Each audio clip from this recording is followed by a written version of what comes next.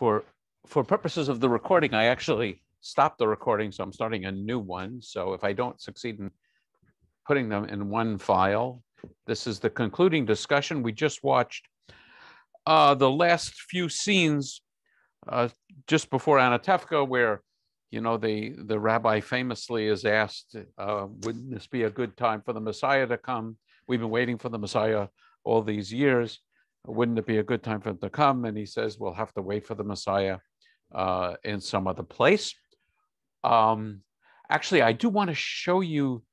And then we have the scene of them leaving the shul. And in the past, I've tried to stop this and show some things.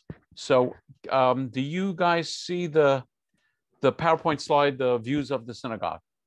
Yes? Okay, good. So this scene is actually from the film, early in the film when we're having the song tradition, because you can kind of see the expanse. Somebody asked about the reading table, the bima, in the center. That is traditional. And really what we have in America in the last 100 years or so, maybe not quite 100 years, is not traditional. And it comes from the American idea of a synagogue and of services as something that the rabbi and the cantor, maybe the choir, puts on, and the congregation is the audience. So it's more like a theater. The action is going on the stage or up near the stage, and back here is the audience where we sit and absorb it. But more traditionally, everyone's involved in the service. The reading table is here, and the reader is facing the ark because most of the prayers are said facing the ark. So in a traditional synagogue, they would take the Torah scrolls out and read them from the reading table. Just a few other scenes. You saw some of the Hebrew writing on the walls. This one is actually from early in the scene. And I just wanted to notice this was from the Cheder. And, for those of you who can read it, I don't know how good the screens are. It says, V'hayu hadvarim ha'ele asher nochi mitzavacha hayom al vavecha v'shanatam. So this is the Via Hafta. And this one is Ashrei Ha'am Yadua, and so on. It's one of the Psalms. This one is Sur Yisrael, Be'ezrat Kuma Yisrael, Ufdei Kanumecha. It's part of the Amidah. This one is Tikia B'Shofar Gadol, Lecherutenu, sound the great shofar for our freedom. This is a broad shot of the wall, and you actually see, I don't have blow-ups of all of these, but these are the signs of the zodiac on the wall. So over here, this says Mazal Cheshvan Akrav, which Mazal, the constellation or the zodiac sign. Cheshvan is one of the months. It's the month right after Tishrei, and you have the sign of the scorpion. And I am not a student. I'm an ignoramus when it comes to astrology, but sure enough, the sign of scorpion is this time of year. And here you have Mazal Kislev Keshet. So the Mazal, the sign of Kislev. Kislev is the month where Hanukkah takes place, and Keshet is the bow, so it's Sagittarius. And I will say thanks for attending the class, and let me stop sharing. And I'm going to make just a few more observations, and then I'll open it up for some more discussion. Somebody said you always need Kleenex for this, and I totally get it. But let me point out the irony of these are the lucky ones. The ones that weren't kicked out, because they were very well accepted in places like Germany and Poland, and they weren't kicked out, those are the ones that went to the gas chambers. I suspect many of these people are our grandparents and great-grandparents, and maybe great-great-grandparents, depending on your generation. They were actually the lucky ones that were forced to leave. You may have noticed that Tevye takes the mezuzah. The tradition is when you leave your house, if you're certain that the house will be occupied by another Jew, you leave the mezuzah up. If not, you take the mezuzah. You notice that for Tevye, with a very important but at the end, Chava doesn't exist. We didn't really have time to discuss the two other love stories of the two other daughters. You notice that even in the midst of their leaving, they're still praying. They're praying 3 times a day. I often tell the story, very famous story in the concentration camps, that a Beit Din, a Jewish court, was convened to try God on charges of crimes against humanity. And the Beit Din considered it, convicted God, judged God guilty of crimes against humanity, and then, of course, ended the Beit Din because it was time for afternoon prayers. It struck me today as I was talking with people after the wedding, every Jew has an amazing immigration story. And I would go broader than that. I would say, one of the joys of our country is practically everyone except for Native Americans have an amazing immigration story somewhere in their past. The other thing, you saw a lot of crossing of rivers. The Hebrew word for Hebrew is ivrit, and it comes from the same root as crossing. It's the people that crossed over the river, whether it was the Jordan and so on. That's one of the connections with the word. I want to remind you that all the snow in the film that you saw is marble dust. There was no snow when the film was shot. I love the line where Golda doesn't want to leave a dirty home. I adore that. And I don't know if I mentioned it here. I know I've mentioned it. I take notes when people give talks about their loved ones at funerals. And I have ones that I treasure. I've given a couple of sermons called What I'm Learning About Life at Funerals. I might write a book on this one day. And one of my favorites is people telling the story of Mama Bubby, who, after a party in the house, would scrupulously clean up the house before she went to bed, no matter how tired or exhausted she was. Why? She would say, just in case robbers break into the house at night while they're sleeping, she doesn't want the robbers to think that she's a messy housekeeper. It's taking the wear clean underwear to, I think, a higher level. And I didn't notice this. I've watched that scene at least 20 or 30 times, and I'm always fascinated with Tevye tying the card up. And it just struck me, I have no idea if this is intentional, but what it made me think of is Tevye is trying to tie up things down tight and keep them intact. And the story is about that strain. One fascinating thing in my research for this, the original show drafts lacked Tevye's last line of God be with you, and left hanging the question of whether Tevye would even crack, a hair in his attitude towards Chava. The other thing which is amazing is Zero Mostel was literally disowned by his parents for his own second marriage to an Irish Catholic, and his parents sat Shiva for him. So imagine Zero Mostel doing this show night after night after night, basically enacting his own parents' role.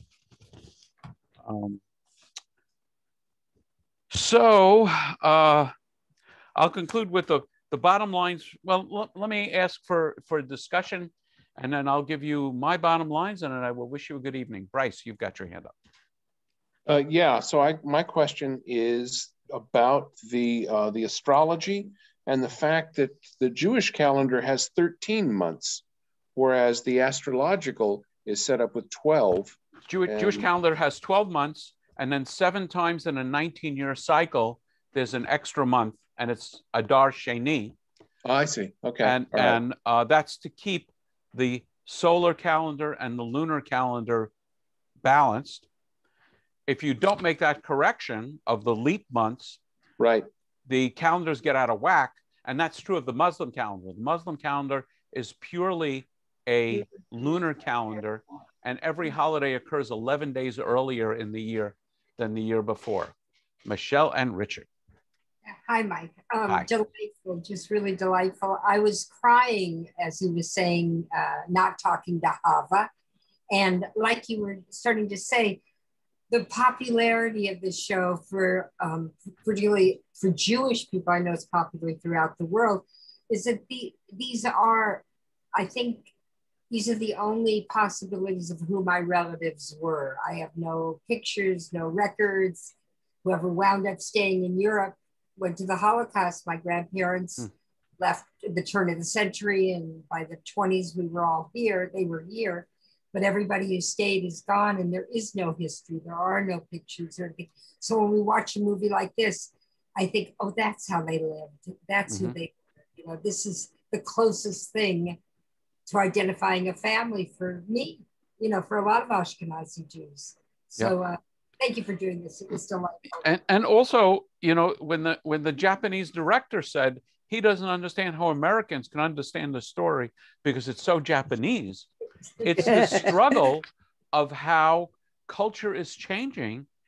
And, you know, the prior generations are struggling to hang on to the culture, yet to accommodate the times. I often tell the story, you know, my father, in marrying a Jew, used to say he could no more marry a non-Jew than marry a Martian in his day, that the non-Jews wouldn't let him into their culture and the Jews wouldn't let him out. When his children got married, so my older brother and I both married Jews. My younger brother married a non-Jew, and they actually went off to Hawaii to get married while I was putting up windmills in Hawaii. They lived together. Everybody knew that. They had to sneak off to get married because it was too tense for the family to decide, is he going to come? You know, who's going to go to the wedding? What's going to happen at the wedding? In their children's generation, which are my children, and I suspect many of your children, most of what I hear is, gee, we would love our children to marry Jews, but really we want them to marry good people.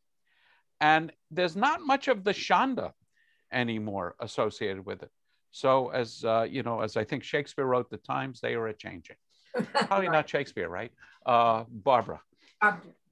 Yes, I was wondering, do we know if the synagogue was just a set or was that a real synagogue? No, we know it was a set. It was modeled because almost all of those wooden synagogues were destroyed during the Holocaust. No. And by the way, I once traveled through Bohemia, through this area in Czechoslovakia, or the now Czech Republic and Slovakia. And there are villages that look exactly like this today, you know, except for telephone lines and satellite dishes on the houses. You could be back in Anatevka. And I think it's in Krakow. There's a restaurant named the Anatevka restaurant. So Miriam, you had your actual hand up, and I'll call some other people whose hands I can see. Go ahead. I love Tevka's personality when he talks to the horse, because he's talking to the horse to say, I hope your leg's better and thank you for everything.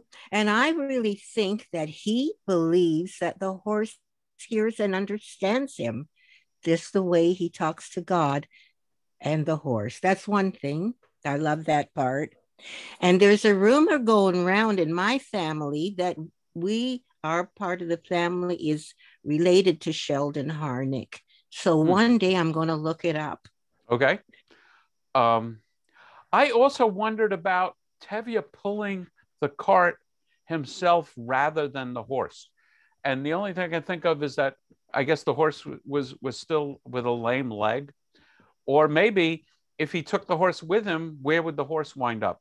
At least by leaving him home, he had arranged for an owner for the horse. He sold his animals probably to get enough money to go to New York. Yeah, and maybe the horse also, yes. Go. They had to raise their money like my family. My grandmother stayed back till my grandfather came to America and made $10,000, they say, it cost to bring his wife into. Yeah, and that's very common, that people didn't come over all at once. David or Evelyn. And then Lynn. They're abandoning the village. They're being kicked out of the village. Well, yeah. This happened again very recently at the end of the war between Armenia and Azerbaijan in Nagorno-Karabakh, where it was partially it's entirely part of Azerbaijan, but it was mostly inhabited by Armenians. And as they left their homes, they set them on fire. And the Azeris, they were livid because they thought they were going to get housing. Interesting. And they didn't go peacefully. When the Israelis left Gaza, I don't think they destroyed their homes, but they did destroy the synagogues because they didn't want them to be desecrated. Lynn, you had your physical hand up. Oh. Yeah. I wanted to make a comment regarding the Tevye not acknowledging his daughter who married out of the faith. And converted. One of the things that it's easy to miss because we embrace the idea of interfaith marriages. I think it's pretty clear from every time I've read about the story, she would have had to convert to be married in the Russian Orthodox Church. Okay. So I asked my dad, who was raised Orthodox in Poland, what he would have done given the fact whether my sister or I would have left Judaism. And he said, Al, family is more important. And I think that sense of family being more important got left out of this. A lot of people did sit Shiva, but a lot of people did feel family was very important. Yeah, I would say I certainly agree with that thought, but I don't think that is Jewish. I think basically by converting to another religion, in those eyes, you were leaving the family. Correct. You're absolutely correct. On the other hand, we have feelings of our family, and that whole thing of sunrise, sunset gives us connections. Yes, I don't disagree. David.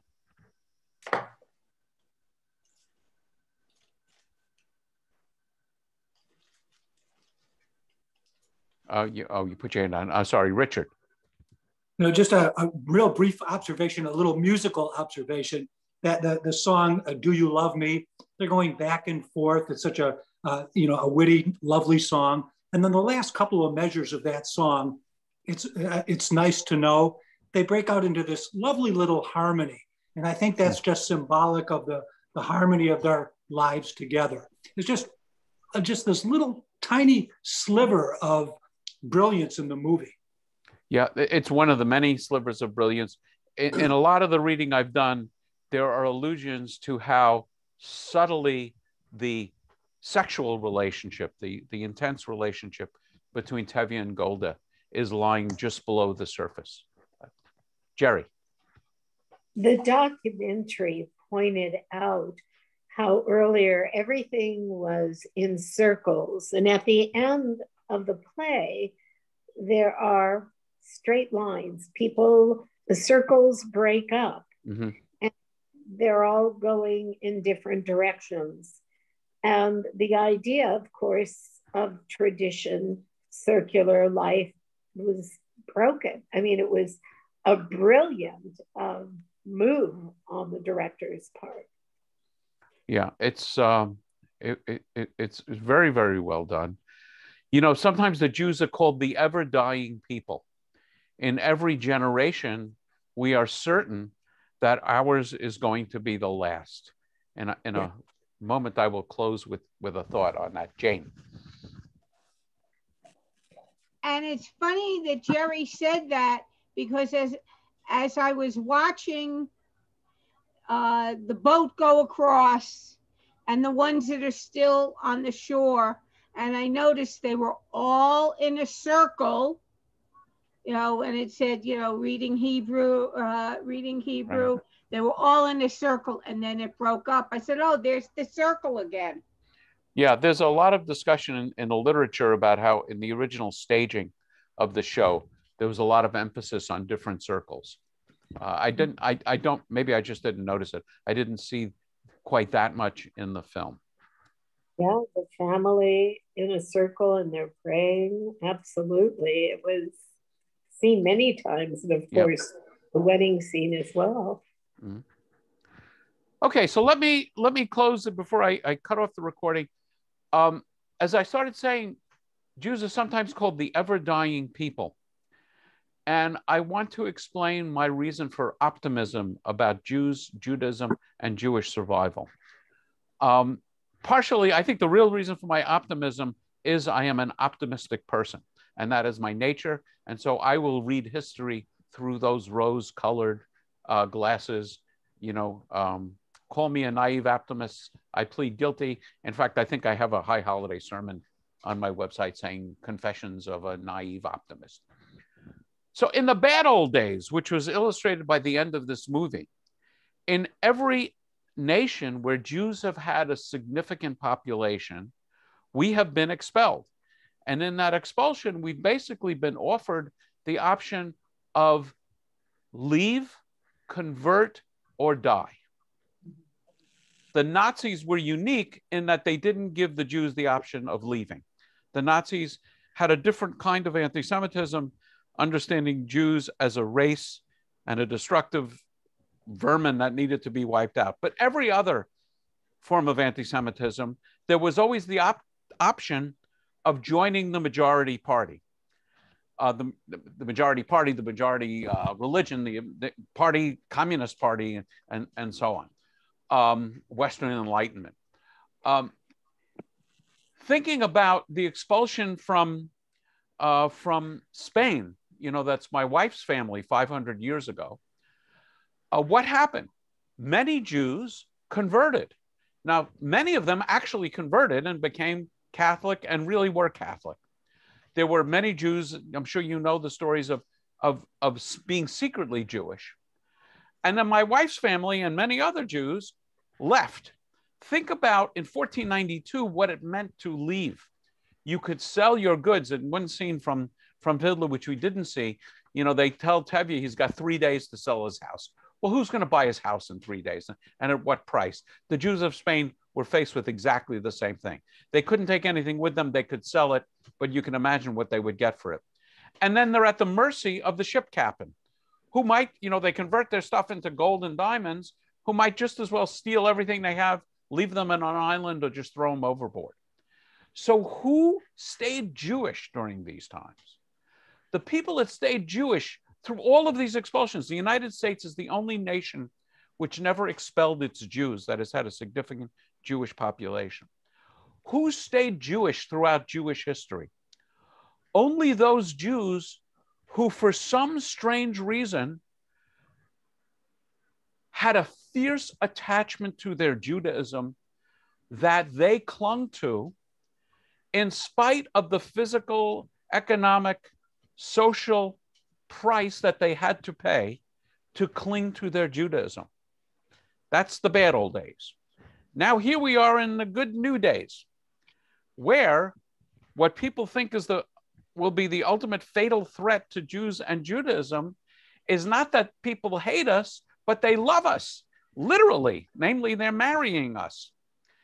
So we have many Jews, you know, your family and my family, who have married into a non-Jewish family. And the question is, you know, will their children be Jewish? Will your grandchildren be Jewish? And in many cases, the answer is no. In many cases, they're nothing, or they're joining the majority culture. So once again, who's staying Jewish? It's only those people with a fierce internal clinging, hold, attachment, passion for their Judaism that may not entirely make sense to many of us. Those are the people who are remaining Jewish.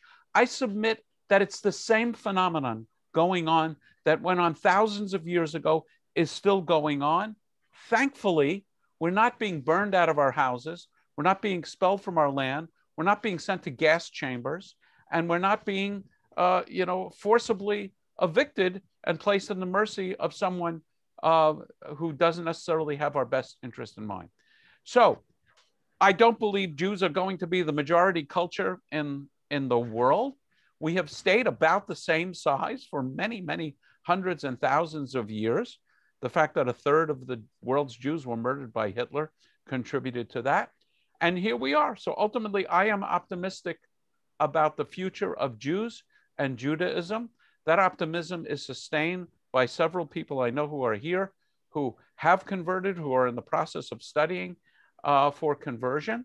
And before I at least close the recording, I want to thank you all for bearing with me with this. And we'll see what comes.